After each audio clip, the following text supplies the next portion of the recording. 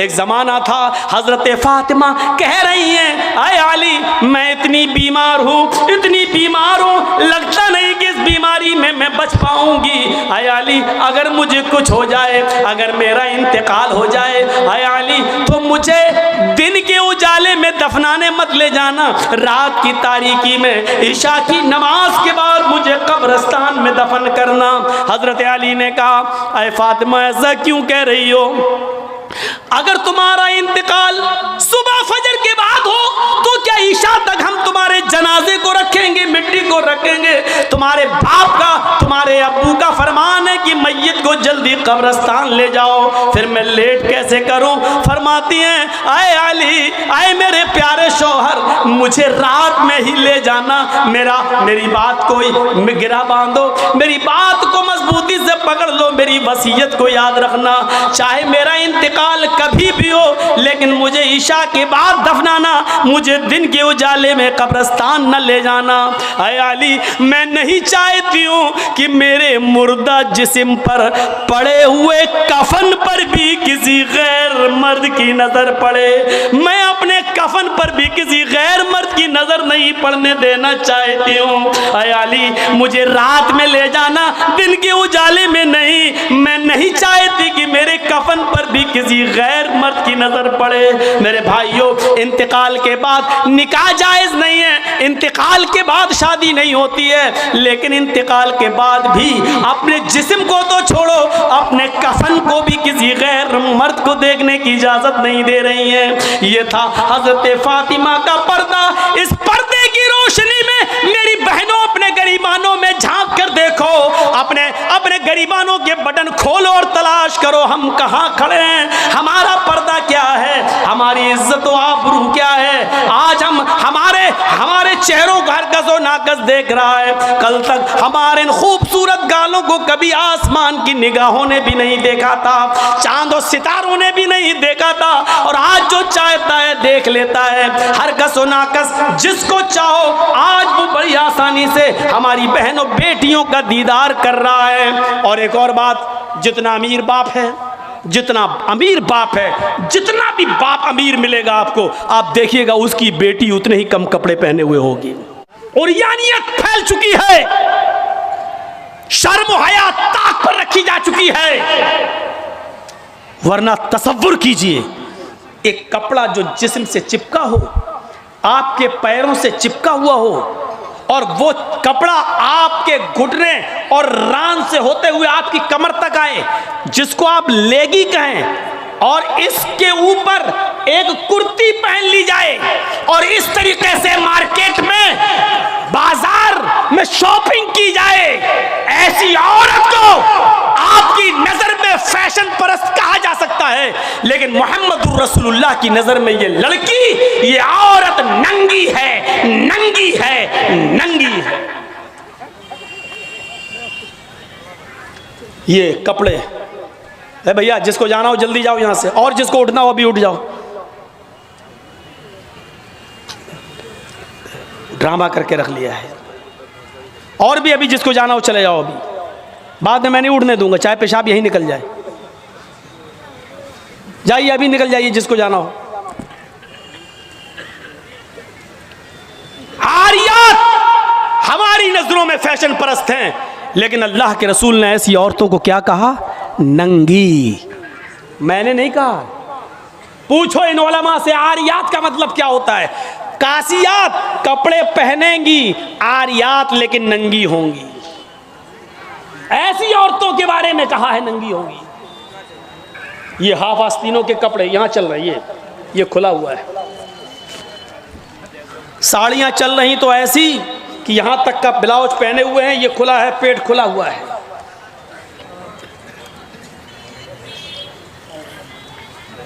और जो चंद बुरके अब चल भी रहे हैं बिहार बंगाल में, पहले तो चलते नहीं थे, तो अब बुरकों में भी डिजाइन चलने लगी है। कड़े हुए बुरके, डिजाइनदार बुरके। अब एक बात बताइए, बुरके को आप एक तो डिजाइनदार बना रहे हैं, और दूसरा जब औरत या लड़की जब बुरका ओढ़ती है तो सीने पर फूल बना दिए आप। ये बताइए यहां फूल बनाने की क्या जरूरत थी? जब वो पहनती है तो फूल सीने पर, और वो लड़की ने ये बुर्का खरीदा क्यों? इसका मतलब क्या है कि वो भी इसलिए खरीद रही है ताकि मेरे फूलों पर नजर। ये सुनना पड़ेगा तुम्हें नहीं, तुम्हारे बाप को भी सुनना पड़ेगा। जब तक मैं इस कुर्सी पर हूं, ये अथॉरिटी, ये पावर मुझे इस्लाम ने दिया है, सुनना पड़ेगा। क्यों खरीदा है उसने ये बुर्का? यूपी साइड में आ जाओ, लखनऊ के बुर्के देख लो, बम्बई के देख लो, हैदराबादी बुर्के देख लो। कसम खुदा की अब बुर्के बुर्के नहीं रह गए।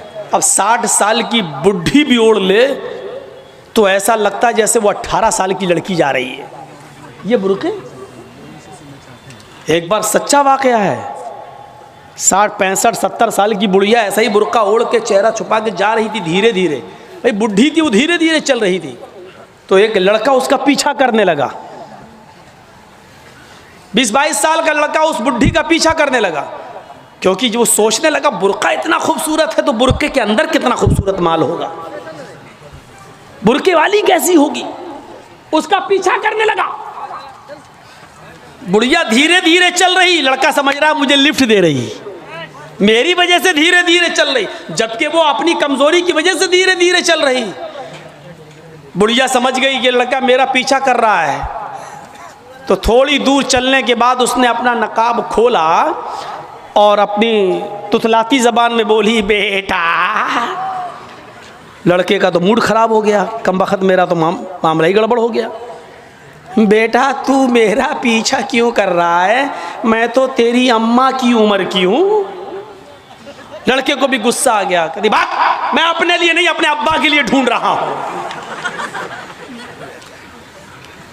अब 60, 65, 70 साल की बूढ़ियों को ऐसे खूबसूरत बुर्के पहनने की क्या ज़रूरत? बुर्कों का मकसद जो कभी था पर्दा, लेकिन आज उनका मकसद भी वो नहीं रह गया।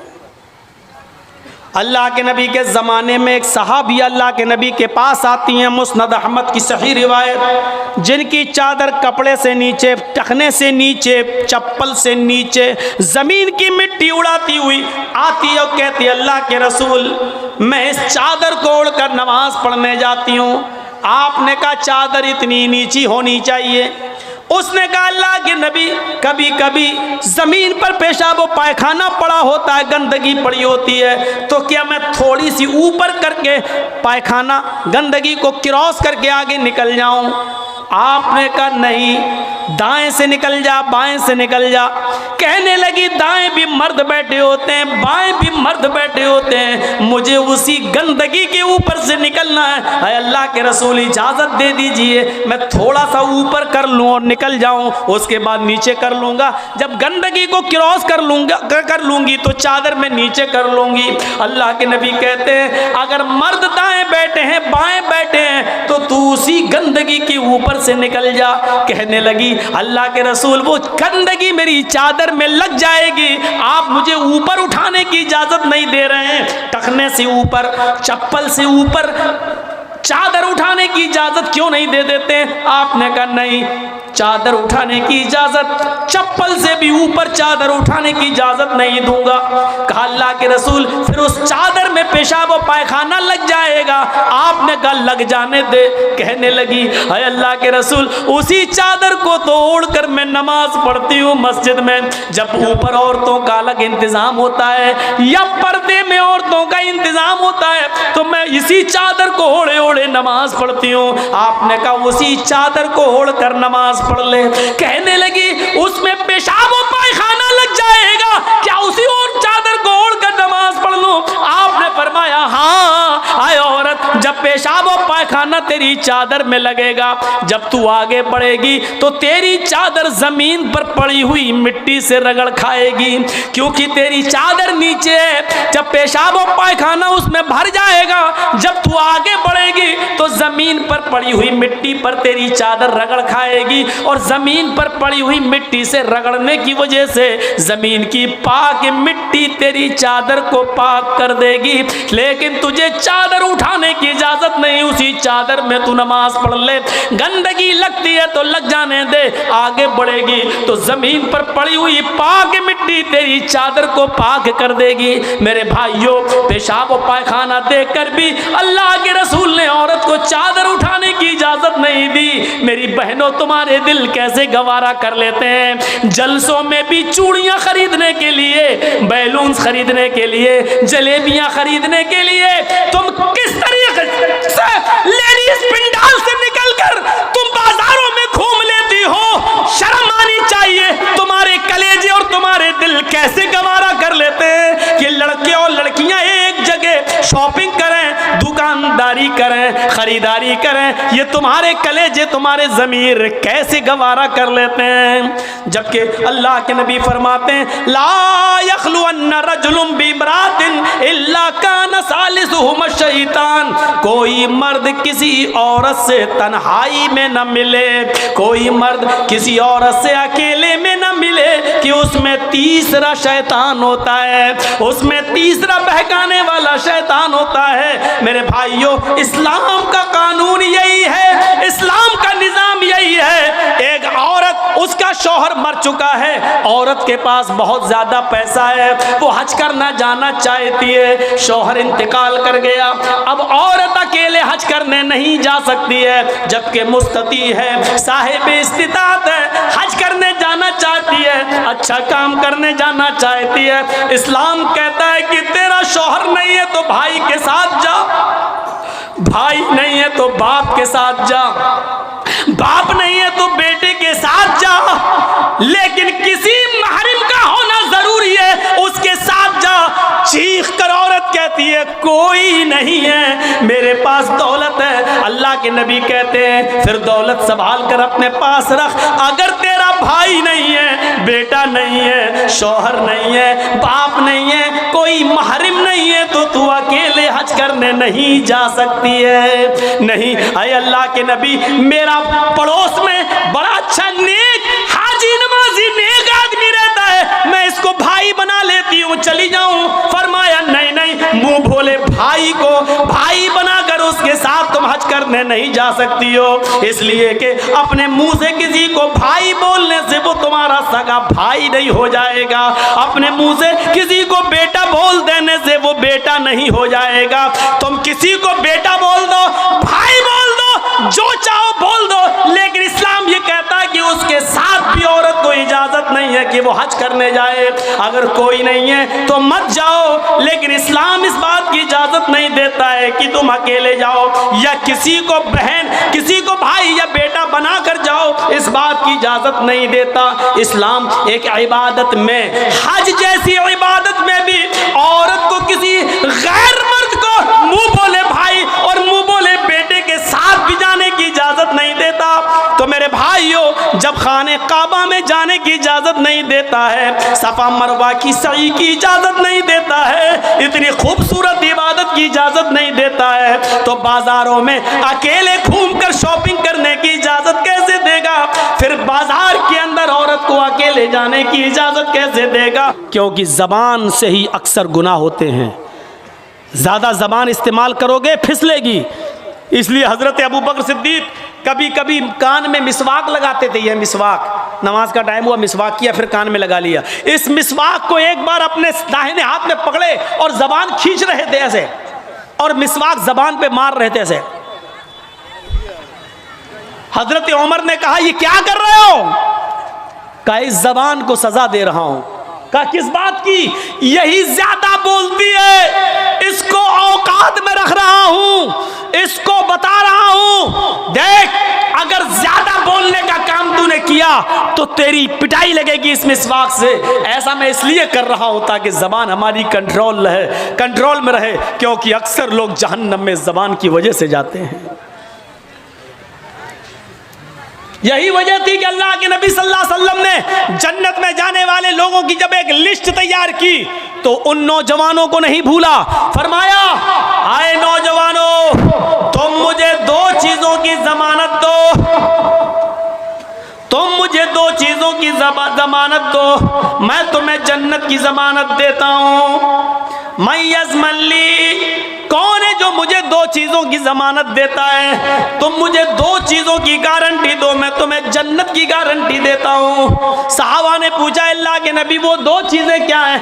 आपने फरमाया अल फमु वल फर्ज, एक मुंह, एक जबान और दूसरी शर्मगाह यानी जिनाकारी। तुम मुझे इन दो चीजों की जमानत दे दो कि मैं जबान से जो भी बोलूंगा सच बोलूंगा, कभी झूठ नहीं बोलूंगा, कभी किसी की गीबत नहीं करूंगा, कभी किसी की बुराई नहीं करूंगा, कभी किसी की चुगली नहीं करूंगा, कभी किसी को तकलीफ नहीं पहुंचाऊंगा। और दूसरी इस बात की गारंटी दे दो कि मैं किसी की माँ बहन बेटी पर गलत नजर नहीं डालूंगा और उसको कभी गलत नजर से नहीं देखूंगा, जिना नहीं करूंगा। तुम अपनी इन दो चीजों की जमानत दे दो, जो मुझे इन दो चीजों की जमानत देगा मैं उसको जन्नत की जमानत देता हूं, यानी वो मेरे साथ जन्नत के अंदर जाएगा। जबान की वजह से अक्सर लोग जहन्नम में जाते हैं और दूसरी शर्मगाह जिनाकारी की वजह से जहन्नम का शिकार होते हैं लोग। तो मेरे प्यारे साथियों, अल्लाह के रसूल बहुत कम बोला करते थे और कम बोलने का हुक्म भी दिया करते थे कि लोगों ज़रूरत के तहत बस बोलो, ज़्यादा मत बोलो। बहुभाषिता, मुस्तकबिल की बातें बताएंगे, इसमें कोई शक नहीं कि अल्लाह के नबी ने भविष्य की बहुत सी बातें बताई, मुस्तकबिल की बहुत सी बातें बताई। कुर्बे क़यामत ऐसा होगा, ऐसा होगा, ऐसा होगा, लेकिन आपने अपनी तरफ से कुछ नहीं बताया। मा यंतिक़ु अनिल हवा इन हुवा इल्ला वह्युन यूहा, मेरे नबी अपनी तरफ से कुछ नहीं बोलते, वो जो कुछ भी बोलते हैं अल्लाह रब्बुल आलमीन की तरफ से वही के आ जाने के बाद। लेकिन मुस्तकबिल की बातें बताई, ये बात ठीक है नहीं? देखिए, अल्लाह के नबी ने 1400 साल पहले फ्यूचर की ये बात बताई थी जो आज हर्फ बहर्फ साबित हो रही है। निसाउन कासियातुन आरियातुन मुमीलातुन वमाइलात।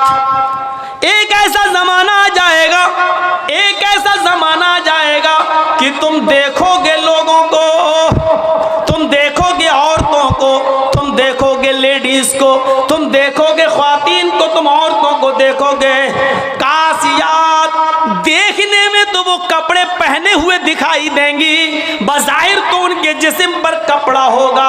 आरियात, लेकिन हकीकत में वो बरहना होंगी, हकीकत में वो नंगी होंगी। कपड़ा तो पहनेंगी लेकिन कपड़ा पहनने के बावजूद वो नंगी होंगी, वो बरहना होंगी। आज उनके कपड़े देख लो, छोड़िए शादियों का हाल, जलसे में आने वालियों को देख लो।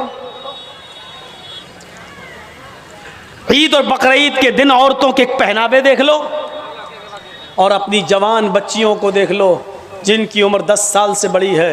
याद रखिएगा, 10 साल से बड़ी लड़की के ऊपर पर्दा फर्ज हो जाता है। 10 साल से बड़ी लड़की का फिर सर का एक बाल भी किसी गैर मर्द को नहीं दिखना चाहिए। हमारी नजरों में बहुत मामूली बात है, छोटी है। अल्लाह के रसूल ने फरमाया था, जब तुम्हारा बेटा 7 साल का हो तो उसको नमाज का हुक्म दो और 10 साल का हो तो नमाज के लिए ज़बरदस्ती करो, ना पढ़े तो उसको मारो पीटो। 10 साल के बाद कुरान और हदीस के सारे अहकाम नाफिज हो जाते हैं। आजकल 10-11 साल की लड़कियां बालिग हो रही हैं। टीवियों पर सीरियल ऐसे आ रहे हैं, मोबाइलों में ऐसी ऐसी वाहियात चीज़ें यूट्यूब वगैरह पर, फेसबुक पर आ रही हैं कि इनको देखकर हमारी लड़कियां जो कभी 16-17 साल में बालिग होती थीं, आज 11-12 साल की उम्र में बालिग होने लगी हैं। और यानियत फैल चुकी है।